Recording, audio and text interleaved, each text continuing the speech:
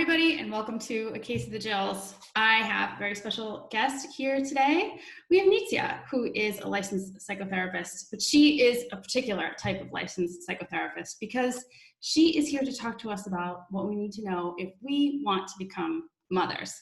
So, full disclosure, everybody watching today, lots of us are trying to figure out how to get our periods back, and not all of us want to be mothers. Myself included. You know that I'm pretty open about that on my channel. But for those of us who are really looking to enter into the journey of motherhood, and we're realizing that there's more than just the physiological aspect, there's also the psychological aspect that we need to consider. We have an expert here.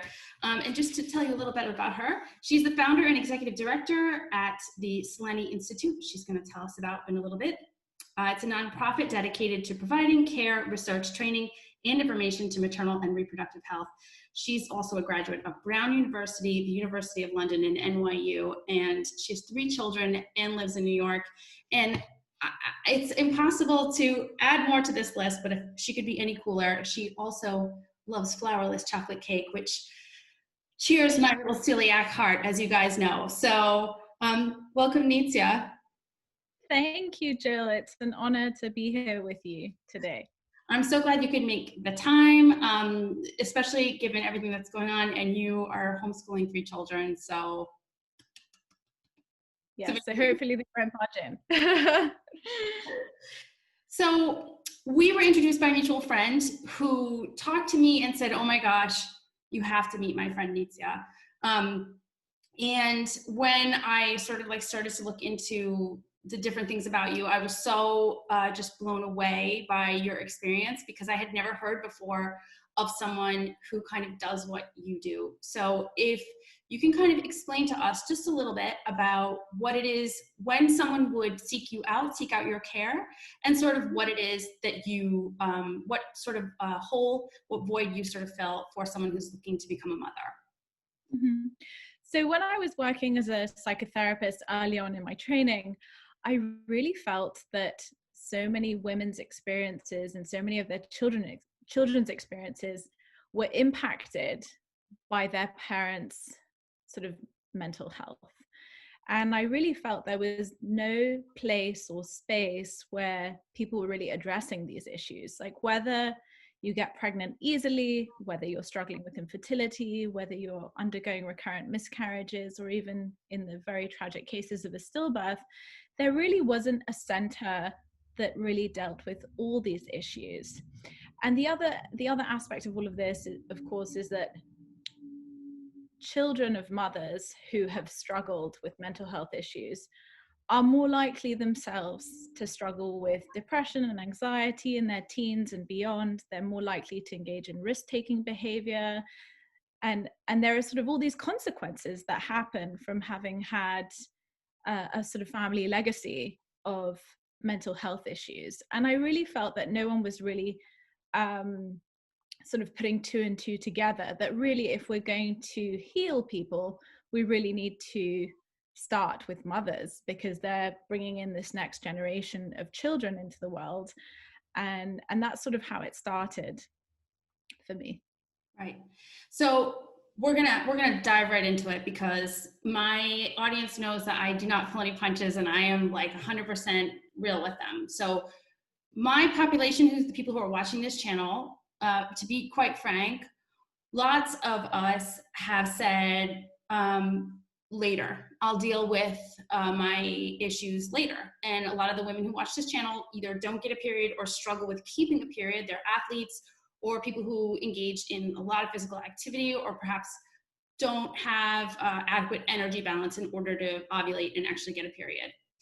And I think there is this sort of idea that this is something out there on the horizon that I will deal with at some point, when I either don't want to compete anymore, when I kind of get over whatever it is that's plaguing me in the moment, when I'm ready to address my health issues.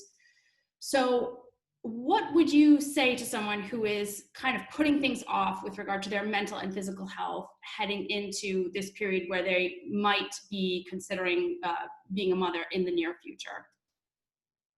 Well, I would start by thinking about, rather than avoiding the idea that at some point this needs to be addressed, really thinking about why that person is wanting to avoid it. Like, there is such a connection between the mind and the body, as you well know. And really, when we think about a person generally, we want them to really live inside their bodies, that they're not disconnected, that there isn't a mind and a body, that the two are function together. So in thinking about fertility, we know that, you know, as we get older, it becomes harder to conceive. So that's something that needs to be thought about, especially if that's something that people want to do. And then also things aren't so clear. Like, even with women who perhaps are not your population of people who watch this channel who are training, you know, it's not always clear. Sometimes, you know, we talk about infertility as couples who have been trying for a year and have not managed to conceive, but really only 60% of couples are able to conceive in that first year. So there is a bit of a gray zone. So it's not that, you know, there's one type of person and another type of person. There's a lot of infertility that's unexplained. And we know that about 7 million couples a year in the US are struggling with some form of infertility.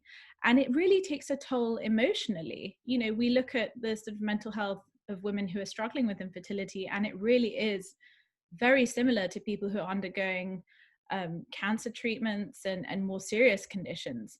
So it's something to really think about, that if this is a path that people want to take, it's something to start considering, that really we can't put it off so much, that we really need to start engaging in practices that support our physical and mental health. Right. That's so beautifully said when you said, you know, ask yourself why you're kind of putting it off. Mm-hmm. I think that's so important because I do think that for the population who watches this channel, there is this kind of unspoken thing that is between them and achieving hormonal health. And that unspoken thing, I do think, is the crux of the argument for this population. That's so beautifully put, because I don't think people think about that enough. And have you had sort of experience with talking to people who are perhaps ambivalent about that journey, or do you typically work with people who are 100% committed to the process? Well, I think in my experience, most people are ambivalent about having a baby. I mean, if you think about it, do you really want to be woken up, you know, 4 times a night and to have your life completely changed, your freedoms taken away from you? All of a sudden, you know, perhaps going out for dinner with your spouse is no longer an option because you have a child at home. You know, it's really a big undertaking. And I think for many people, it's much more terrifying than they care to admit to themselves. And I think the ambivalence kind of comes from there. Like, you know, what does it really entail to have a baby? It seems very, very grown up to have a baby. You know, you're really changing your life. So no one's ever really ready, is what you're saying. I don't think anyone's ever really ready. I know I wasn't ready. Even though I wanted a child, I wasn't ready to have a child. And I was kind of surprised, you know, that I got pregnant, because everyone had told me it takes 6 to 12 months. So don't panic, you know, just take it easy. And then suddenly I was 26 years old and expecting, which is another, you know, can look very different. So I don't think anyone is ever really ready, and nobody is ever really ready for the marathon that really is being pregnant. Like, we have this idealized view, we see these beautiful images of women, you know, pregnant and glowing, and the reality is really quite different. You know, even if you're not sick, it's uncomfortable. You know, it's hard to fit into your clothes, it's hard to get up, your energy ebbs and wanes over the course of pregnancy. You have very strong feelings, sometimes you're more emotional, and naturally every woman experiences some form of anxiety during pregnancy. Right. So for example, I think of this as people that I work with sometimes will say, you know, I don't even know if it's really right for me. And then, you know, the obstacle in the middle will be, you know, X training goal or Y body physical kind of goal.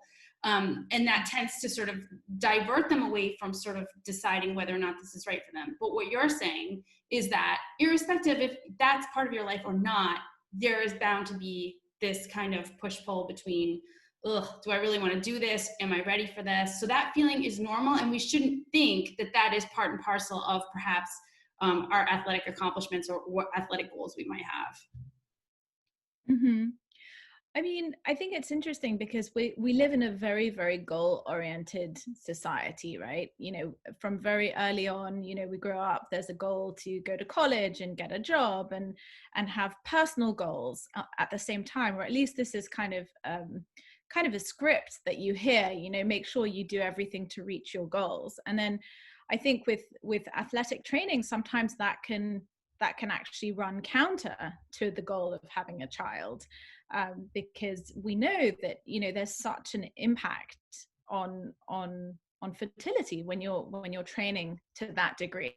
I mean, I think if you're training normally, it's not so tricky, but when you're talking about the sorts of women that you treat, I mean, I have a number of patients who have been athletes who did run in high school and didn't have a period the whole of high school, and then got married, and then they've significantly struggled. I know this anecdotally, and some of them have continued to do IVF to no avail. And it's not to say that being an athlete won't allow you to have a child, absolutely not. But I do think that the habits that we get into can impact whether we conceive or not. I also know that there are some women who get pregnant and continue to try to work out so as not to gain weight, and they find that, you know, their pregnancies are affected, whether it's bleeding or, you know, fear of losing the baby, and they go through these periods and then they realize that they have to kind of slow down.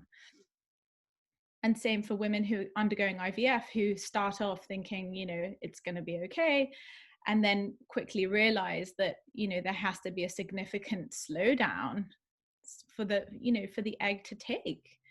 Right. So that shift can be hard for really anyone, but you've definitely seen that people struggle with that. I think a shift when you've identified yourself a certain way, that really your identity, because what you seem to be saying is that your identity is very wrapped up in your sort of fitness goals and where you're going with that. And then, you know, sometimes in order to conceive a baby, that tends to need to take a bit of a backseat, that you really need to get into your body. And my sense is often that people are very cerebral about their goals and reaching their goals. And there's a lot of having to be in your body and to really understand your cycles and to understand how your body works. I love that. I think that is so amazing. Can you talk more about, in your experience, even just personally with your pregnancies and your sort of fertility, actually not that you had a difficult fertility journey, it seems like you had a pretty easy go of it, but can you talk more about being in your body and what that feels like, either personally or what you have seen, and what that kind of feels like, and what you're looking to do there? Well, I think there's a certain amount of emotional and physical preparation that goes into getting pregnant, even if you're not struggling with infertility, but certainly eating healthier foods for a couple of months before starting to conceive, certainly thinking about the exercises that you're doing and whether they're going to impinge on your cycles. Certainly just thinking about, you know, where you are and what you want and why you want it is also an important mental preparation. So what do you think having a baby is going to do for you? I think most people I think one of the problems with our society is we don't really spend a lot of time thinking internally, you know, what are our motivations? Why are they there? You know, so why is it we want a baby? Why is it we want to win that next, you know, athletic competition? You know, so really thinking internally about what we want and making accommodations, because having a child is going to be all about making accommodations. It's not that you're not going to be able to fulfill your dreams. Of course you can, but it's just prioritizing. What are your priorities right now? Like, what do you really want? Right. Right. So making those adjustments and kind of understanding that, it's funny because you and I talked before this conversation. We had another chat just to kind of get to know each other a little bit, and you said some really great things about having to sort of make adjustments in your plans for something that is really, in a lot of ways, very much out of your immediate control. Can you talk more about that? Yeah. Well, sure. I think that having a baby is totally out of your control. For the first time in your life, you've probably decided you're going to eat a certain way and live a certain way, and then getting pregnant completely changes that. You have a completely different, you can't have the same expectations that you did before. You can't expect yourself to be able to work from 9 a.m. to 6 p.m. and not to take any breaks and to then answer your emails late into the night.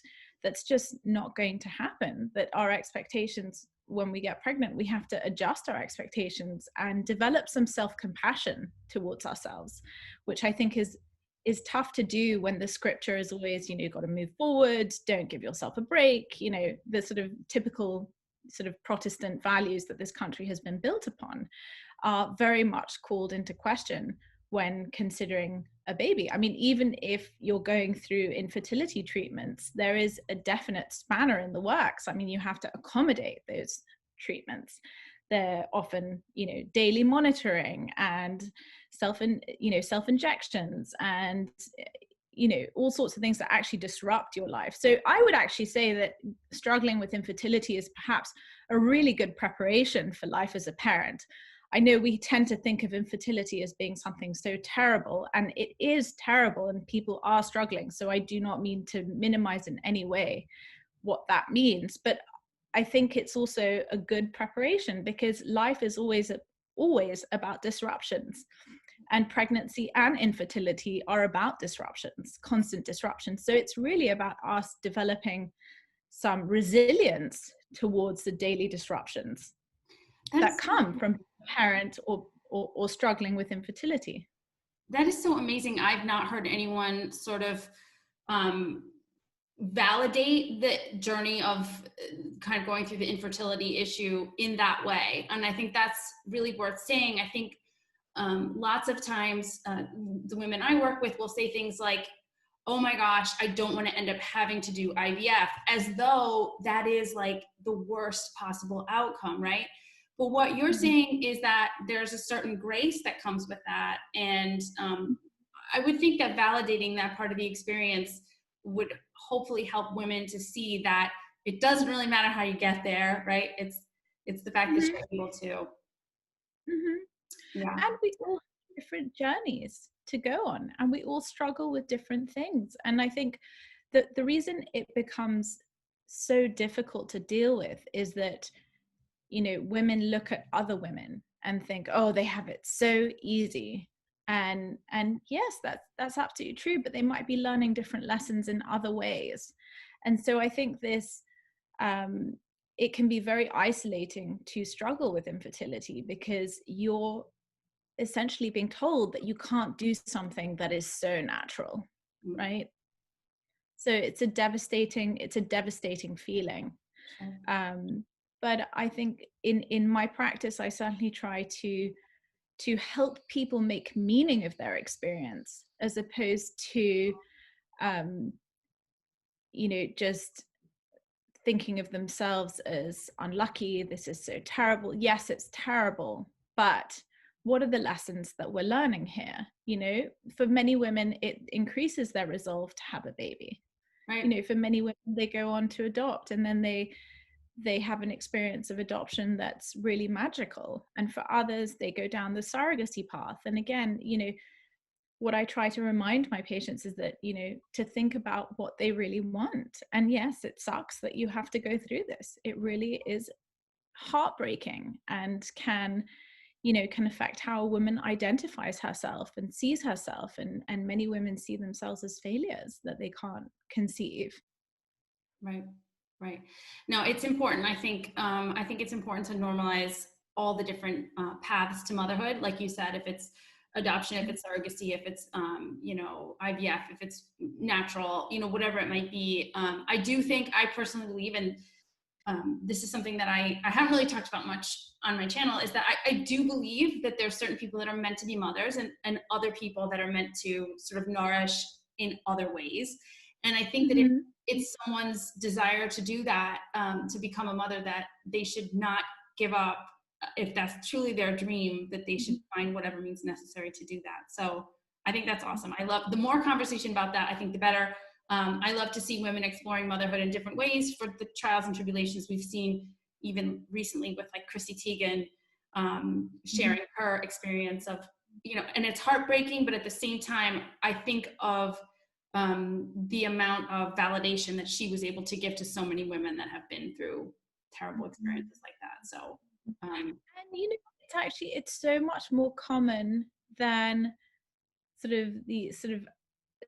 society would have us believe. We know that 1 in 4, 1 in 5 to 1 in 4 pregnancies ends in miscarriage, and it's really nature's way of protecting the body from carrying a child who might not be able to live in this world. And similarly with stillbirth, 1 in 60 births is actually a stillbirth in the US, and we don't talk enough about it so that people understand that this is something that happens. yeah. It's just that we function in a world where if we're rigid, we think that if we set a goal, we'll get there, and we will get there most probably, but it might not be the way we envisage it. So I think really examining our rigidity around how we have children, and why it's so important to have them by a certain age. I mean, I treat a lot of women who are in their 20s, and many of them have a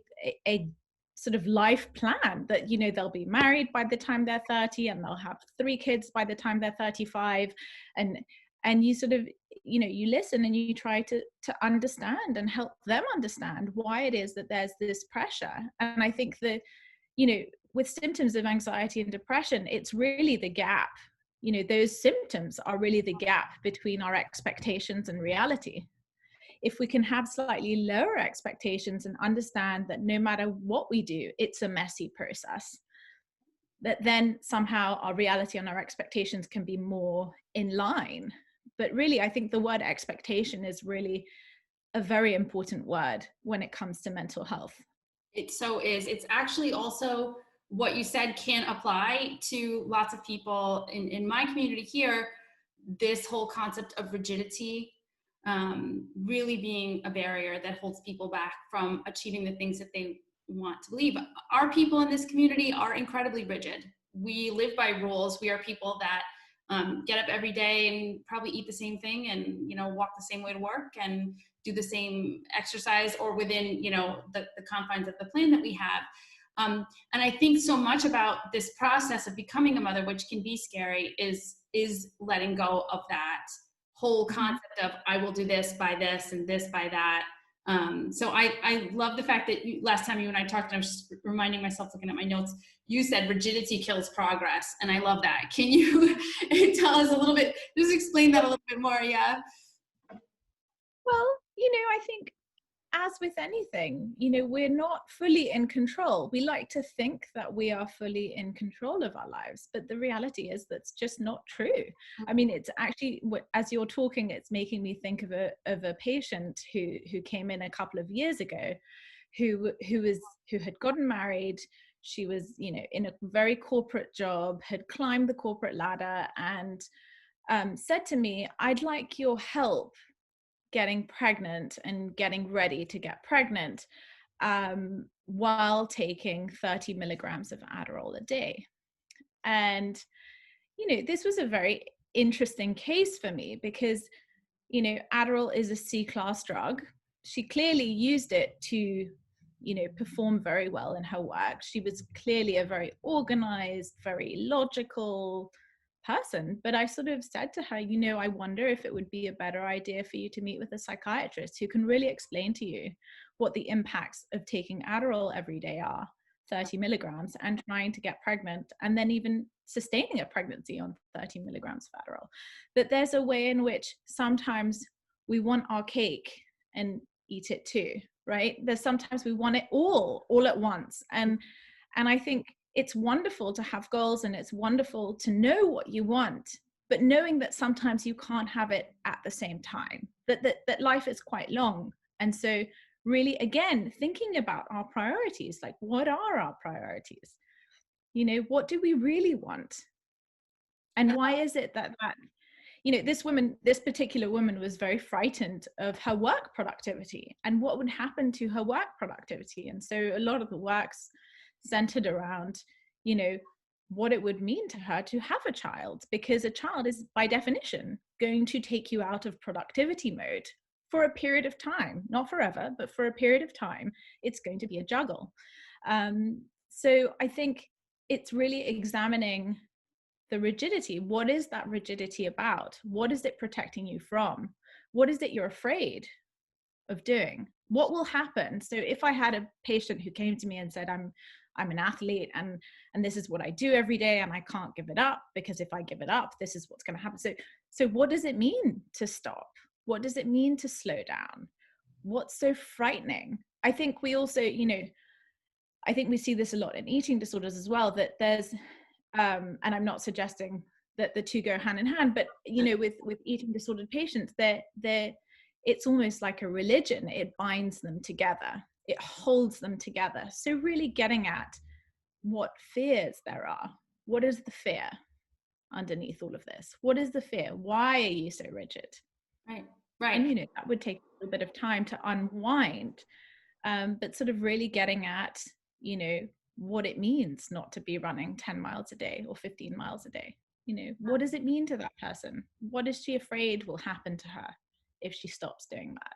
That's amazing. And it's so true. I think everything you said about the person who was the corporate person taking all the Adderall, you could actually just switch that around and change it to a lot of our athletes. They are very much fearful of the sort of inability to continue on with certain goals and achieve certain things.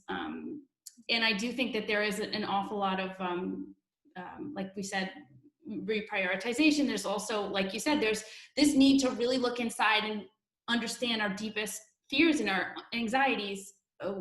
We often say that when people over-exercise, when they abuse exercise, it is a maladaptive compensation for some other anxiety-based uncomfortability.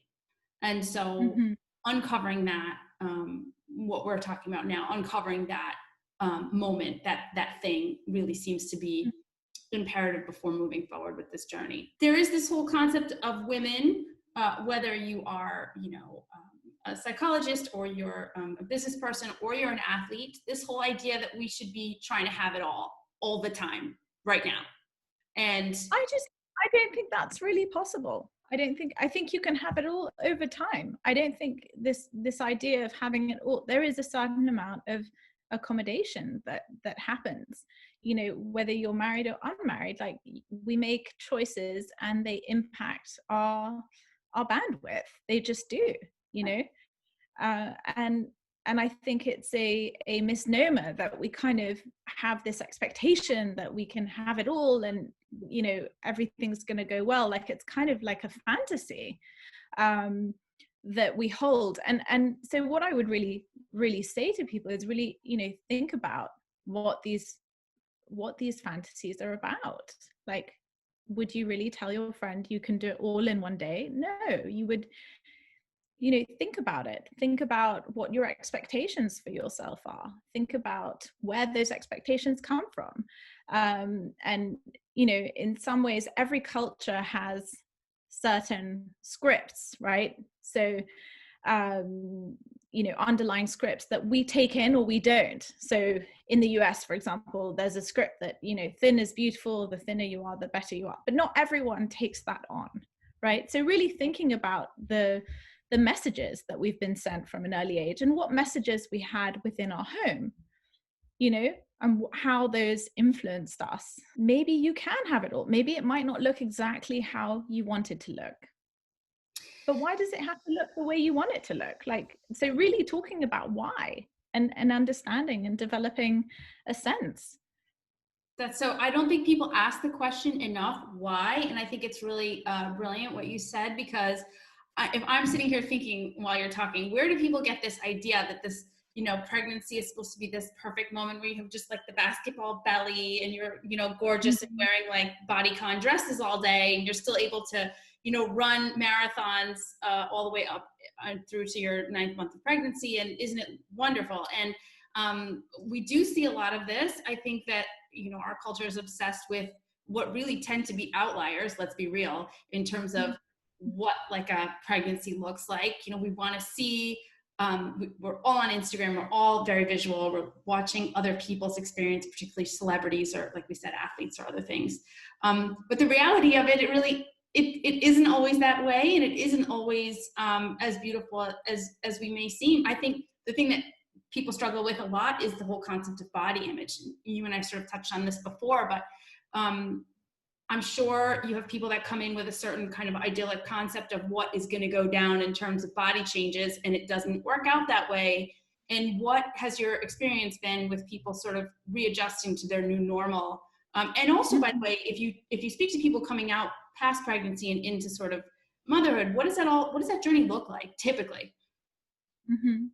I mean, typically it depends on the person, right? So I think when the population that you're talking about, and the population I see as struggling are typically alpha females who, are hardworking, they have some perfectionistic tendencies. And by the way, those tendencies can actually set you up for a perinatal mood and anxiety disorder, which we haven't touched on, but about 20% of women struggle with postpartum depression or postpartum anxiety or something a little more serious. There's a link.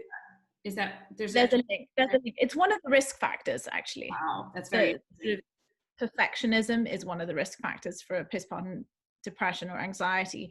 There are many other risk factors too, such as traumatic birth or difficulties during the pregnancy, mood and depression and anxiety during pregnancy, and having a history of mental health illness in your family that can also predispose you. But there is something about the perfectionism that we see, and for many of these women, it's really about tolerating what they're feeling about their body and helping them to accept themselves and accept that this isn't a perfect process, accept that there are many changes that many women don't like. For most women, they struggle with morning sickness, and for many that runs a gamut. It can be all day sickness, and in the very severe cases, hyperemesis gravidarum, which leads to needing to be rehydrated at a hospital or at your doctor's office. And that's actually happened to me with my third child, where I just wasn't able to work very well, and it just was what it was. And so for many women, it's really helping them accept where they are. I mean, I think that's what a lot of therapy is about, is helping people understand why they're feeling the way they're feeling and helping them accept where they are, so that there isn't that gap between the expectation and reality, that we bring those two closer together. And many women struggle postpartum too, because they it's very hard to lose the baby weight. It's very hard to go on a diet when you are getting up 4 times a night and your sleep is disrupted and your baby is needy and crying, and it's hard to, and obviously pregnancy is a time where you're really not in control. Some days you're hungry, some days you're not hungry at all. Sometimes you're extraordinarily hungry and insatiable, and other days you're just tired and you thought you were going to go for a long walk and you didn't. So helping people really accept where they are and sort of keep them on track in terms of what their priorities are and their goals, that their goal really was to become a mother, and what it means not to be in control. And I think it's an incredibly rewarding journey, but I do think that we have this glamorized view of what it looks like, and the reality is not always what it looks like. And I think the best way to describe parenthood is that the highs are higher and the lows are much lower.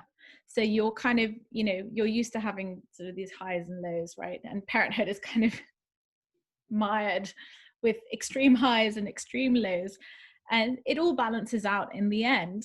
But it's certainly challenging. I mean, you have people who are demanding your attention every day, and who and you're trying to help them develop into good humans, good human beings, whatever that may look like for you.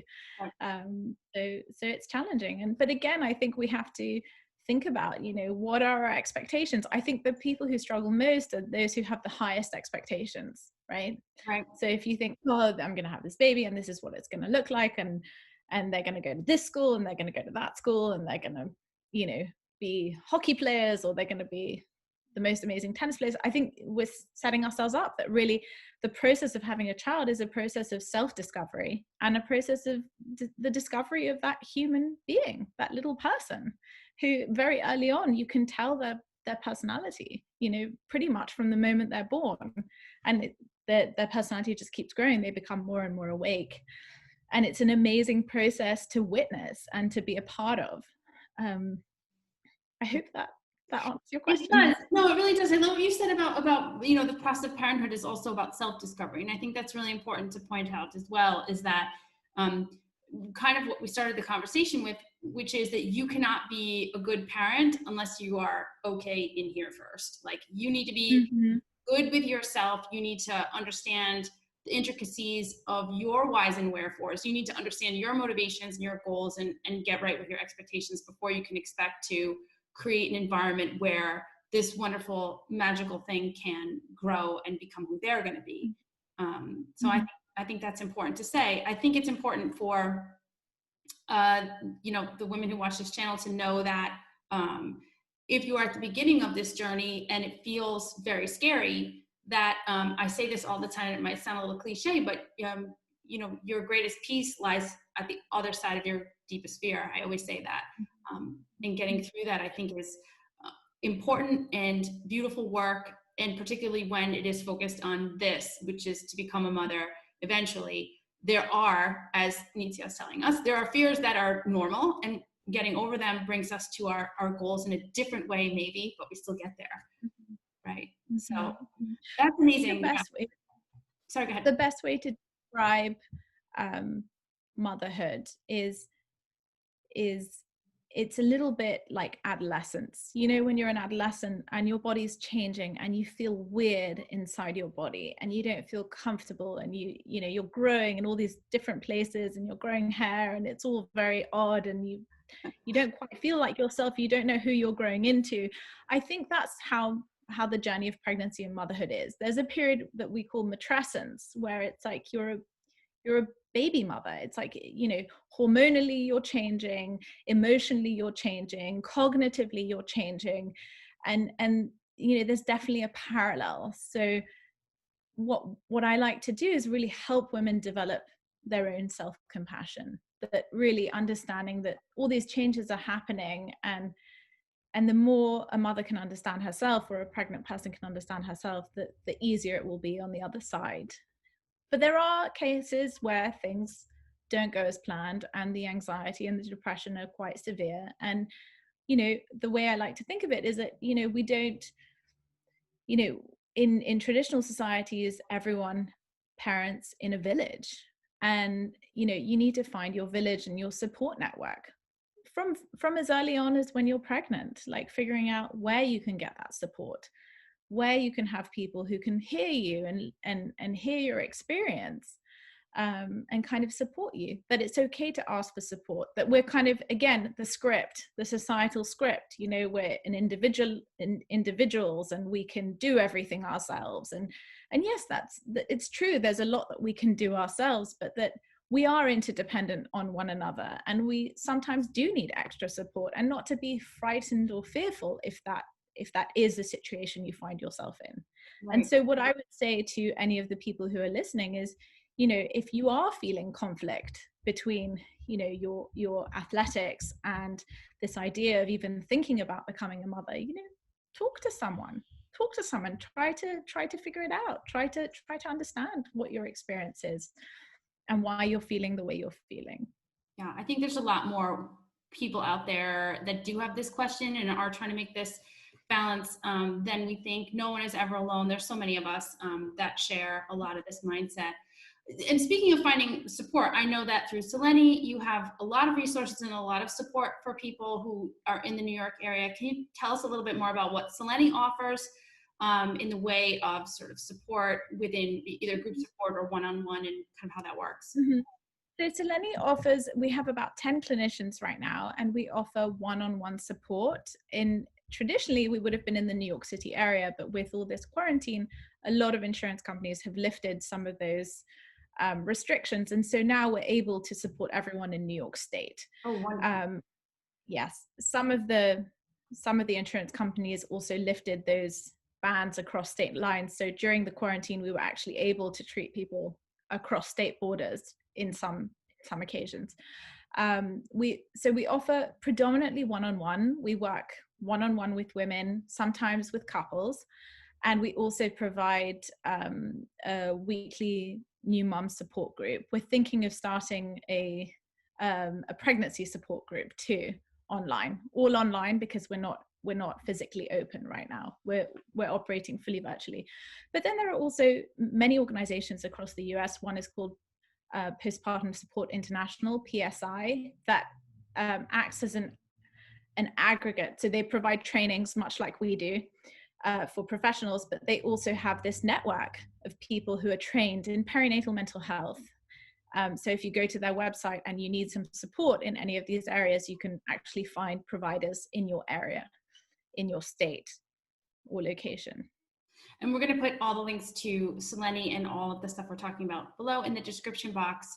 And before we actually wrap up, I know you have 3 books that you'd like to tell us just a little bit about, because I do think that they're really pertinent and important for our population to take a peek at. Would you share those 3 books? Yes, I will. So the first one is Taking Charge of Your Fertility. It's by Toni Weschler. I probably botched that up.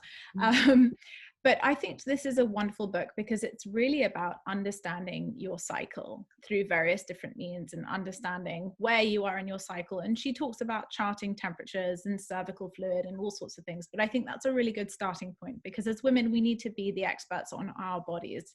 That we can go and see as many experts as we want, but it's a really good starting point to just really get to know your body. So that yeah. I think sometimes we're very detached from our bodies in Western society. You know, we're told you should eat this if you want to achieve this goal. If you want to gain muscle, you should do this. But sometimes really just checking in with your body and understanding your body and what works for you. And then the other one is Spiritual Fertility, which is by an acupuncturist, Dr. Julie Vaughan. And I think for some people it might feel a little woo-woo, but it's really about talking about the sort of mental preparation to becoming a parent, and how you're thinking about the spirit, the child that's coming in, and kind of preparing you more emotionally. And she also touches on infertility as well, but she purposely called it Spiritual Fertility. And then the other book is by, I'm going to say her name wrong, it's called The Long-Awaited Stalk. It's a guide to parenting after infertility.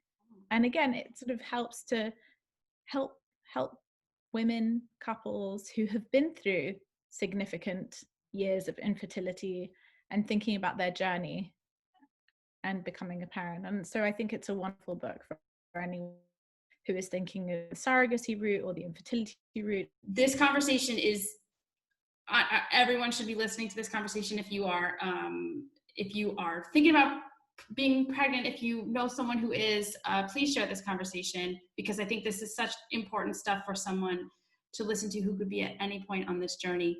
I can't thank you enough for this. This is really unique. This conversation was so real and talked about things that I have never seen anywhere, and I know that my audience is going to appreciate so much, because I know that they haven't seen anything like this before. So I just admire you so much for your mindset. I really do. I think that the way that you approach these things and the way that you approach the whole journey with regard to career and motherhood and life in general is really admirable. So thank you for being here and sharing yourself with us. Thank you. Okay, everybody, thanks for watching, and we'll see you again soon.